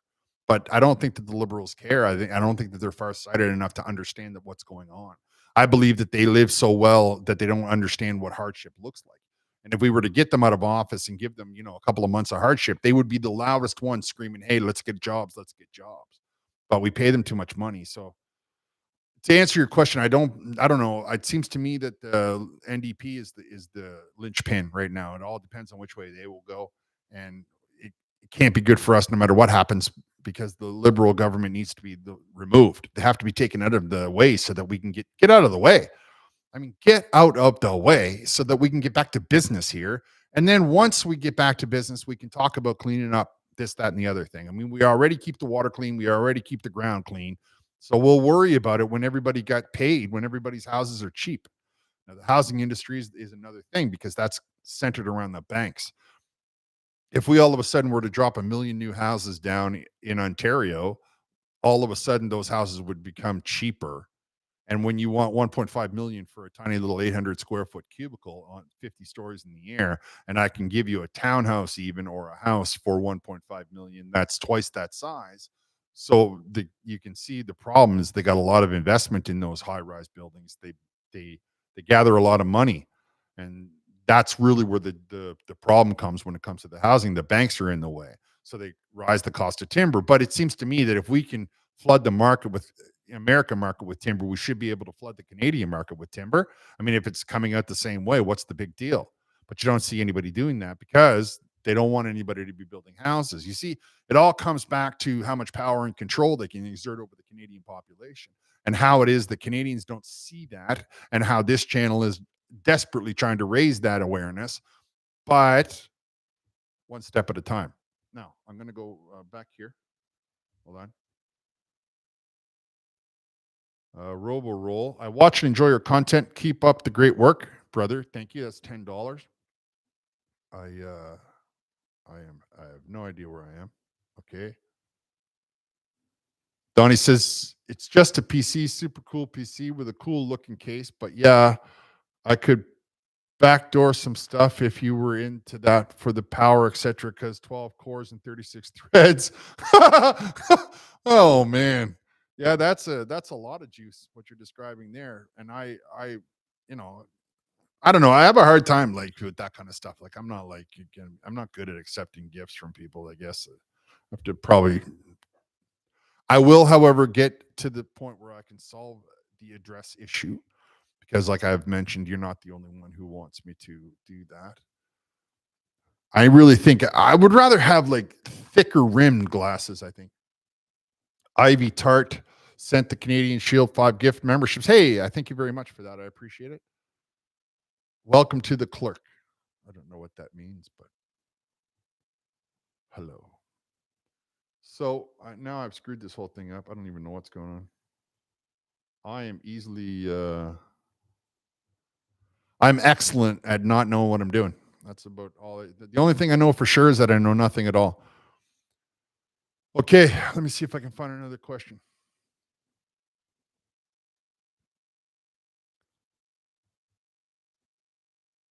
Yeah, the thing about it is, Storm Runner, when he's talking about the 3 grades of oil, but it has an overall grade that they call Western Canada Select. It's very thick, it has a high viscosity, and that's important because you might think in your mind, "Yeah, but I don't want to put that in my car," and you're absolutely right. The stuff we put in the car is Brent, it comes out of the Middle East. It is very close to the Texas stuff that comes out. Very close, the stuff from for your car. However, for industry and for ships and for trucking and for all of that stuff, you put in the thick oil, you put in the high viscosity stuff, and that's the stuff that we have in Alberta. And they also have it in Venezuela. So it in many ways it's better because the industry will always need that. You see? What is the problem is that if he goes into Venezuela, the first thing he's going to do is open up the taps. Now, I don't say to you that it's going to put us out of business and it's not going to ever justify not developing the product. I'm only saying that for that short little span, it's already like I think $10 cheaper than the stuff coming out of Saudi Arabia. So it might drop it to like $15 cheaper, right? But the thing of it is, and when it come back to when I opened the stream, I was talking about Bill Gates and how he was saying we need to develop the global south. Well, really, what we should be doing instead of lending the global south money is just dropping off gigantic barrels of oil and 20 or 30 technicians and engineers who can then show them how to modernize their society. And then they will also begin to develop a requirement for this oil, but they will have their own economy, they will have their own standard of living, and they will be able to grow their food and they will be able to live a long, prosperous life. One of the biggest changes that the oil brings to the world, to especially to the poor, the global south, is it gives them a much better medicine, it gives them much better schools and education. And I don't see why that's not something that we shouldn't be exporting everywhere we go. Like I get that you might not want to have a certain kinds of food and you might not want to wear a certain kind of clothing and all of that stuff. But I'm fairly certain that I can go to the other side of the planet and talk to a person right there and ask him how he feels about healthcare, and he'll tell me that he wants good healthcare, that he wants good society that has the protection for his children and so on and so forth. So that's the kind of thing that we as a society need to push back with this globalist agenda. We need to make them understand that we don't care about what their idea of it is. See, they want to turn the world into the Middle Ages, right? When it was all a feudal system, when they had everything, they had owned everything. They could come into your property. They controlled all of the food. Like, if you really want to understand it, I suggest you look at England, and then from there you can see the Magna Carta. So it's Robin Hood. Everybody knows about Robin Hood, but people don't appreciate the story behind Robin Hood. People don't understand that what he was up against is much similar to what the globalists are trying to initiate right now. At the time, he was robbing from the rich and giving to the poor because the poor were everywhere, and there was only a very few select rich. They controlled all of the food. They would put weirs in the water, and any fish inside there you're not allowed to have. You're not allowed to hunt for deer. I mean, everybody's familiar with the story about, how they're a poacher. They could walk into your house. They would tell you what job you were going to do. They would tell you who you're going to marry. There was absolutely no control for the serfs, for the people on the ground. And then they went ahead and had the conflict in the Magna Carta, which actually is the basis for our current modern day constitutional. It's absolutely the basis for the current United States. The Magna Carta is a very important document. Gets overlooked a lot because it's from so long ago, and it took us 1,000 years to achieve this. So I don't know why we would allow anybody to take us back 1,000 years. I don't know why we would allow anybody to limit our free speech. I don't know why we would allow anybody to limit our access to food or medicines or any of the modern technologies that we have that improve our standard of living. Donnie, you are out of control, but that's 10 more dollars. Once upon a time, I was an IT specialist. Oh, so you've gone from IT to airplanes. Nice. Literally recorded Pink Floyd from my PC and produced it live. Excellent. I can do that right now. Just not even turn on the new rig. Just saying. Well, that puts you way ahead of me. I mean, I'm like I say, I have a rudimentary understanding. I can build them. I know how they all click together, but sometimes which one is up to date and everything. It's like with computer stuff, you take 5 minutes and all of a sudden there's a new thing out, and they have this computing is coming out on a laptop. I saw somewhere. I read it. And I'm thinking in my mind, great. So now some wizard will be able to be driving down the street and hack your car and just basically make you park. Like that'll be the new road rage. It won't be people yelling at each other. It'll be people turning off each other's cars. People will be at the grocery store and they'll press a button and the car will automatically come and pick them up. You won't even have to worry about where it's parked. You'll just be like, oh, I don't know where I can't remember where it is, but I'll hit this button. It'll drive to me automatically. Like, that's the kind of thing that's going to happen if we're not careful. Of course, if we're not careful, what's going to happen is only a very few select people will have access to these kinds of technology, and the rest of us will be scraping for crickets and wondering where it all went wrong. Because that's the kind of thing that we have to defend against. We have to remember that in the last 150 years, our lives have improved because we A, learned how to read, and B, we developed oil. And we developed this oil in a way that has improved our situation to such point that we were able to develop a middle class. And that middle class, though, certainly is attributable to the revolution in the United States of America.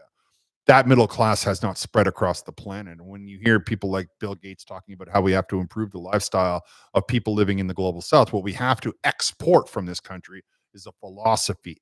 That's the thing that we have to realize. We have to stop allowing the far left to try to control us with saying that we're some sort of a phobist by trying to demand that people that in all parts of the world have access to democracy, by trying to demand that people in the world have access to healthcare and technology. I don't believe that we should be allowing anybody to limit who has the ability to cast a vote and who has the ability to have oil. I'm not saying everybody should have a car, but everybody should have electricity. And the single greatest, fastest way that we can get electricity up and running in, say, sub-Saharan Africa or anywhere else where they're having problems with electricity is by dropping in gas burning generators. I mean, that's the simple truth of the matter. We can put a generator in on the back of a truck. You see them do it at concerts all the time. They pull up 15 tractor trailers and they've got all these wires running out of them and they don't let you walk on that part, but all of a sudden there's a whole carnival going on around you. That's because there's diesel generators on the backs of those trucks that's running all those lights and all those rides. And if we can do that for a carnival, in the middle of a mall parking lot, why can't we do that in the middle of the desert for people who need us to pump water or for people who need electricity so they can read at night or so people can understand that they can get the internet brought into their home and they can actually go to school instead of walking 15 miles. I don't want to go too far into it in this video, though. I suppose that's what live streams are for. I just, Donnie, you're way too generous, but good parts at $5. He said, good parts, build it yourself. If not your own, Linux on bare metal is your friend. Now, I understand that a lot of people like Linux. I have never really become an expert at it. I just don't have the kind of patience that it takes sometimes to learn those new systems. I mean, I used to get right into it, and then the wheels came off, and now I'm feeling much better. So I gone ahead and maybe I should look at Linux, but I can't even get this microphone to work, so I don't even know what I'm talking about. You know what I mean? Like what do you mean?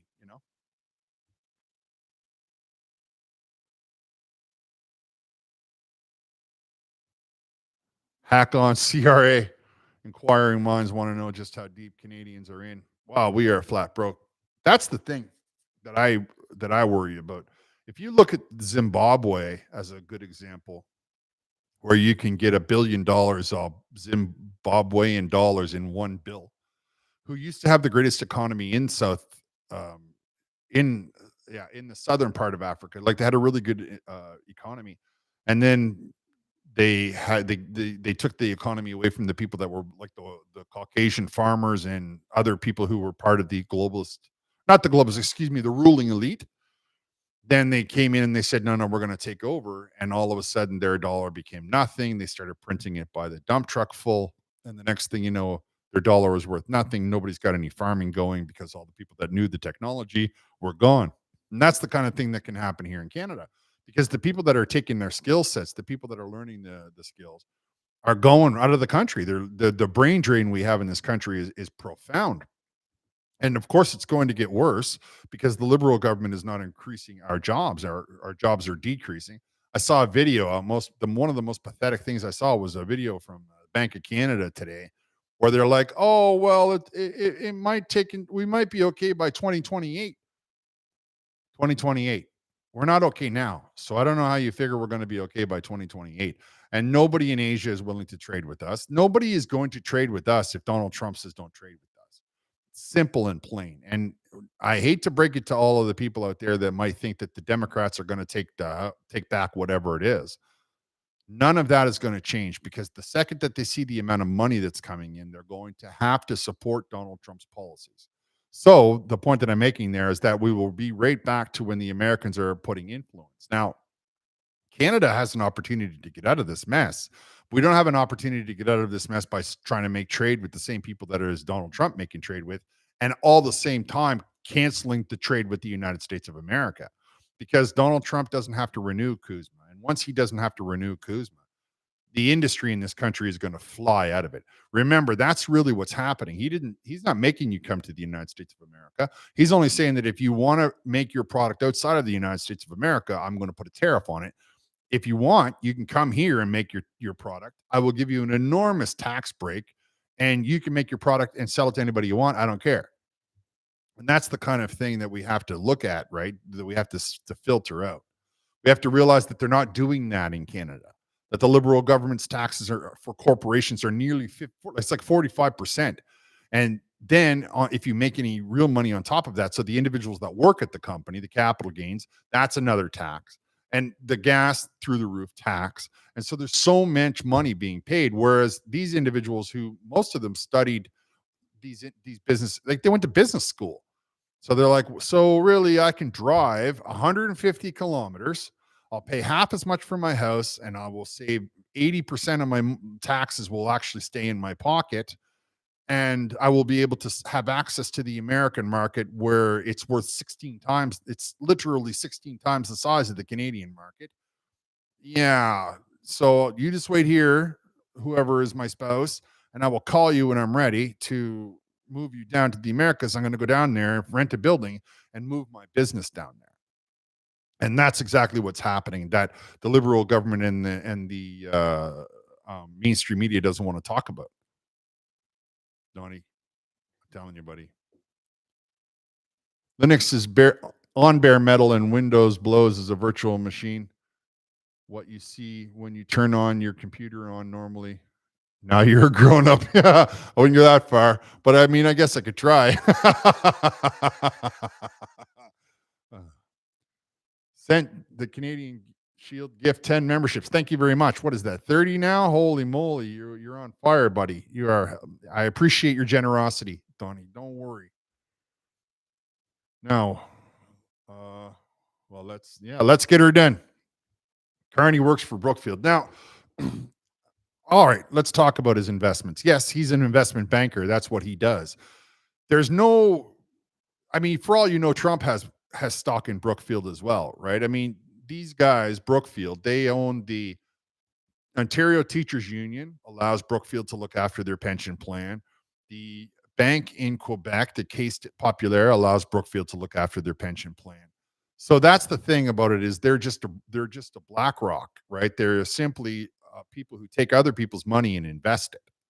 And in the middle, they got to try to make a cut. And I understand that Mark Carney is no way, shape, or form is he, behind some wall where he doesn't understand where his investments are. Absolutely do not believe that for a split second. Not even a little bit do I believe that. I am absolutely certain that he sat down for a weekend with whoever's looking after his money and mapped out a strategy for the next 2 or 3 years and how they I believe for 100% that they have a plan here. What bothers me is that what they wanna do in Canada is not allow any competition. You see, if you're gonna make money and you're gonna make it square, I get it. If you're gonna make money because you're utilizing your power to refuse to allow other companies in, like in the case of I'm going to pick and choose what programs can be done and which ones cannot be done, then you are actually corrupted. You are actually a corrupt politician. For example, the last thing he did before he flew off to Asia was say that Canada is going to dump $2 billion into four small nuclear reactors in southern Ontario. However, why was there not an open bid on that? Why are we giving it only to the Westinghouse people? Just because they make nuclear power plants doesn't mean they're the only ones who make nuclear power plants. And why do you think that we should be spending $2 billion on that for what's going to amount to about 300,000 homes when we could be putting $2 billion into development of the oil sands, which will impact millions of homes? Why is it that all of a sudden Mark Carney is specifically helping only this one investment, trying to say that it's under the guise of this, I'm going to cherry pick who gets what money and who gets what approval. Well, it's that cherry picking that I have a problem with.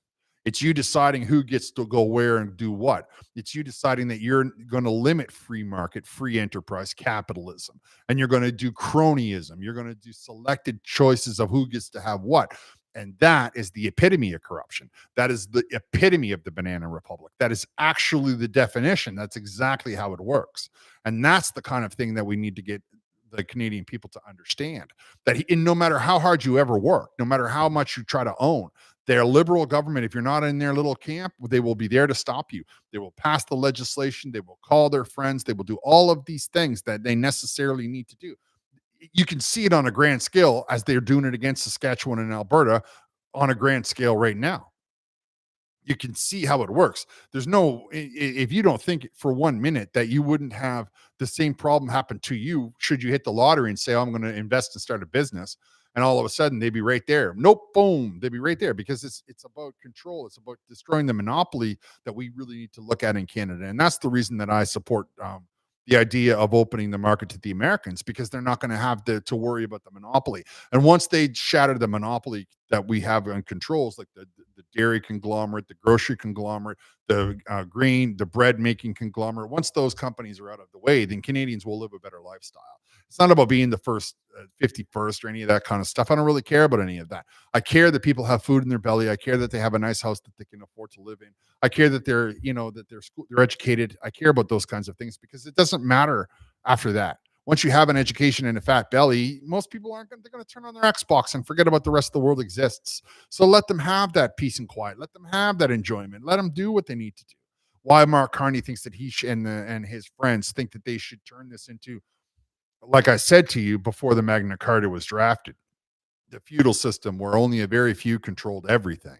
The and the poverty was rampant. I mean, let's be straightforward. The only reason that Robin Hood and all the rest of them went that way is because the guys in charge got too much in their mind and they started to just drain the people like they were, a waterbed or whatever. There was just nothing left to give. And that was it. There was a rebellion from the barons. And, if you can look it up, if you just look up how did the Magna Carta start, or if you look up the story behind Robin Hood, it was a very significant part of the world, however, like for historically, and it ultimately led to a lot of freedoms that you and I enjoy today. Now, I understand how economy works. I understand big business. I understand small business. I believe that small business is the answer to the question. I believe that now I grant you small business is not dead sexy when it comes to like, let's make trade and let's have negotiations and all this kind of stuff. I will give you that. But when you talk about what I'm discussing, when you're talking about strong communities and low crime and good food and all that kind of stuff, then small business is the answer. Small business is the perfect solution to these problems, because then you never have really a monopoly. Then you never have anything but people just going about their day, having a good time, laughing, smiling, falling in love, all the stuff that comes along with that. And that's the kind of thing that we need to be looking at as a culture. That's the kind of stuff that we need to be talking about. We have to tell ourselves that what matters to us is we do not have a corrupt government. What matters to us is that we have a strong middle class lifestyle. I mean, if that's what matters to you, that's what I say for me. And I believe that I get like I believe that most of the people I've ever spoke with in my life would agree with me that they're just nobody. That's why so many people don't care about politics because they're just worried about their own little lifestyle. Now, the thing about not caring about politics is a bad mistake because no matter where you go in this world, in this country especially, politics cares about you. And you can see how not caring about politics is how the liberal government got this much control in the first place. You got to stop it, Donnie. I'm telling you right now. I'm on a mission to rescue my pretty princess tomorrow. Oh, nice. The 6K I spent on a new kit is FA. I'll replace in the spring. Oh, man. Where's it going? NP was first, you're next. Full stop. Northern perspective. I'm telling you right now, man, I'm going to take care of it by Monday. I'll look after it.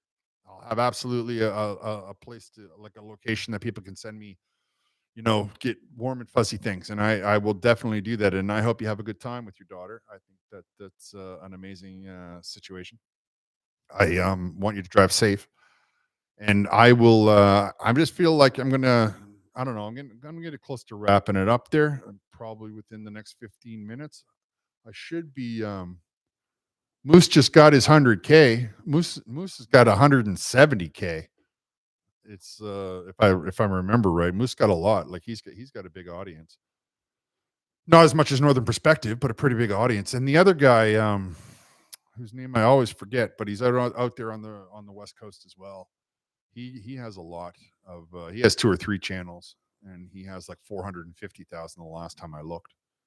But I don't have that much. I have 50K. So I appreciate I appreciate you stopping by. I mean, thanks for coming. I will get there, hopefully. Now I got another one here. Talk to Moose on the Loose, his chart about Carney's connections and conflicts of interest. I have seen his chart. The thing about it is, like I was saying, I understand that there's a lot of people in that chart that are going to be making money off Mark Carney's moves, like the Ontario Teachers Union, who makes a lot of money off investments, like the Quebec unions. There's a lot of money that Brookfield controls that comes from unions. What I was trying to get everybody to understand is that what we need to ensure is not what I mean. Obviously, Mark Carney is should not be in control of the decision making process. That's established. That's easy. What I need you to see is that he's trying to create a situation where only certain companies can have access to our markets. And that is something that we have to stop because then there's no way in the world that we will ever see prosperity because once these people get control, they do nothing but are terrified of who will take that control away from them. There's no prosperity, there's no growth inside of the monopoly. And I have looked at Moose's chart. It's pretty elaborate. It's pretty good. I will say to you that I have a fairly strong understanding of economics. And if I had $1 billion, I also would be investing all over the place. So though there are some things in there that Mark Carney should absolutely be not allowed to decide. For example, whether or not the Westinghouse gets $2 billion to build a small modular reactor in Southern Ontario should not be anywhere near that. Like that's got corruption written all over it. And the fact that he owns pipelines through Brookfield, but yet won't allow Alberta to build another pipeline, that's got corruption written all over it. But what we as Canadians need to see is that removing the Liberal Party will do just like the Democrats have done. They will disappear. They will once we have broken their hold, then we can take away from them all of the negative influence that they're putting on our lives. And that's the kind of thing that have to protect ourselves and our children and our children's children's children from, because you always hear the left talking about it. I just want to look at this now. I know what I'm doing, which I probably don't. Oh yeah, I just read that one. Okay. What does this say? Dark 293, $10. Here from a small city in Saskatchewan. Just wanted to say keep up the hope and work to restore our strength. Thank you very much. I will do what I can do. I am going to fight the good fight. You are in my living room. Just need you in it. I appreciate that. Thank you very much, Donnie. Now, I just want to reiterate because I need people to understand. Yes, Mark Carney should absolutely not be in any way, shape, or form making decisions on any of those countries. Excuse me, companies making inputs in our country. There's no denying that that is absolutely corruption. There's just no denying that. Now, if you had $1 billion, you would be investing in everything as well. So when you look at Moose's chart, remember that some of it is absolutely bad idea, and some of it is just how the system works. Like you give your money to Brookfield, and Brookfield runs around spending it. That's what they do. They take the $1 million that your pension generates a month, like you and all the people with you in your union, and they throw it into different companies. Now, obviously, they should not be permitted to have, like Mark Carney should not be permitted to make a decision on those kinds of things. So on that, Moose is absolutely correct. But I mean, his list is very, very, very thorough, and for that, I give him kudos, and that's probably why a lot of people watch him. I just think that we need to, as a country, realize that the best way to solve this problem is to remove the liberal government's influence on our decision making process altogether. Or, like I've been saying since April, get out of the way. If we open up the markets, then you will find that other companies will be able to come in and make investments. But by limiting, by saying, "Oh, I'm going to start a bureaucracy that I will put 5 things on a list, and every couple of months I'll pick one off there and decide that my friend, my lifelong friend that I've known for 40 years, went to the same school with, yeah, she's in charge of it, and she's going to, pick whatever project I say is okay, as long as my friends at Brookfield can get their money invested in there, and so they're the only ones that are benefiting from it." That's the kind of thing that we cannot allow. That's the kind of thing that we cannot permit. And that's the kind of thing that Canadians should be upset about. That the monopoly that he's trying to instill is stifling small business, is stifling young men, young men and women, but young men especially, because most of the jobs that we're talking about would be going to young men. I mean, I get that a young woman can do it, but she typically will choose to do anything else. I mean, a lot of these jobs are living in a camp, and that's not a lot of fun. Like, as a person who's done it, I can tell you straight away, there's a lot of bug bites and, things like that. I'm not tell you that women don't want to go out and weld pipelines. I'm just saying traditionally it's about an 85% masculine trade where they follow the pipeline through the woods. There's a group that surveys, there's a group that cuts, there's a group that lays the groundwork, there's a group that brings the pipe, then there's a group that cleans it up. And as they pass through mile after mile after mile, they typically tend to be 85, 90% men. And so what by stifling that industry and then by cutting out the car industry, we can see that there's a lot of people under 35 that are male that are going to be out of work. And Mark Carney doesn't seem to care as long as his friends in Brookfield get to have a monopoly on the situation. What I find really amazing is that people don't get upset about the fact that Mark Carney is 90% invested in America, in the United States, the very country that he says he doesn't want to have anything to do with, the very country that he says is attacking Canada. So here you got all your investments in the enemy of Canada. And I don't see anybody getting upset about it because I don't know why. Like, that's the thing. I really wish that people were more politically active in that sense, because those are the kinds of things that if you made a little bit of noise, they would have to talk about. But every time it goes by without anybody talking about it, every time that things happen and it gets less and less, well, people then like once they get away with it once, then they are convinced that they can continue to get away with it. Like this comment in the House of Commons where it's like if the conservatives don't agree with us, then they're against Canada. They started saying that during the pandemic. And now they just say it every time they want to push something through the House of Commons. It's all the conservatives' fault that the liberal idea is horrible. There's all kinds of things in the liberal camp that I don't agree with, but I love Canada. So I don't know where they get their mindset, but people seem to fall for it because because I can't speak to enough of them, I guess. I don't know. But I am trying. So look up, look way up. No one younger than me gets in. Never mind why. We literally wait for your laugh. Oh my God, I want a coffee somewhere. I don't know why people like my laugh, but I'm glad that you do. I appreciate it. Just know that I rarely fake it. I am absolutely 100% always laughing at them. You have to laugh. I mean, some of the things that they do are just outrageous. Like the idea that Mark Carney is trying to create monopolies should upset people. The fact that he's getting away with it is very, it's not funny. And Who helped them do it? Well, the same people that are now currently selling their houses to the corporate landlords, such as Brookfield, who own a lot of houses. And the thing of it is that the way that they lay out the system, it will ultimately collapse in on themselves. I mean, yeah, they've made some money. I don't know what they hope to do with it. I mean, how many millions do you need? I just don't know. I'm not that kind of thinker, right? So I don't really know. Like, I mean, after having 100 million, how many more millions do you need? But I guess they need it. I don't know. The thing that what I really want to point to is that turning the country into rentals and turning the country into only 3 or 4 corporations have access to our whole entire nation will only make a couple of people wealthy. And how many dystopian nightmares start with the fact that we had 2 or 3 corporations in charge and now everybody else is poor? I mean, you can look all the way back to 1984 to see that as a groundwork for horror stories, really. The best way, the simple thing that Canadians can do is to start to get vocal with the pollsters that call you, start to get vocal everywhere and anywhere. Start to let people know that you're upset, not who you support, but that you're upset, that you don't like the fact that you don't have a job. You don't like the fact that that your grandson doesn't have a job and has to live in your garage. You don't like the fact that you're 70 years old and still have to work 25 hours a week. You don't like these things, and sooner or later it filters into the constituency office, and then they take that information and they pass it along. That's exactly what happened with Justin Trudeau.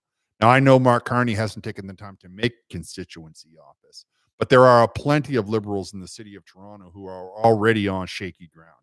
There are plenty of liberals in the province of Quebec who are on shaky ground. And if you really want to get from them the assistance that you think that you need to require, the best way to do it is to not comply, is to not go along with, to not let them get away with corruption, is really what I mean. We should have been very upset about the foreign interference scandal. We should have been very upset about the green slush scandal. Canadians should have been upset about that because that comes right out of your pocket. That's them literally going into your bank, into your house, and robbing you blind, and then telling you that you have to pay them for robbing you blind.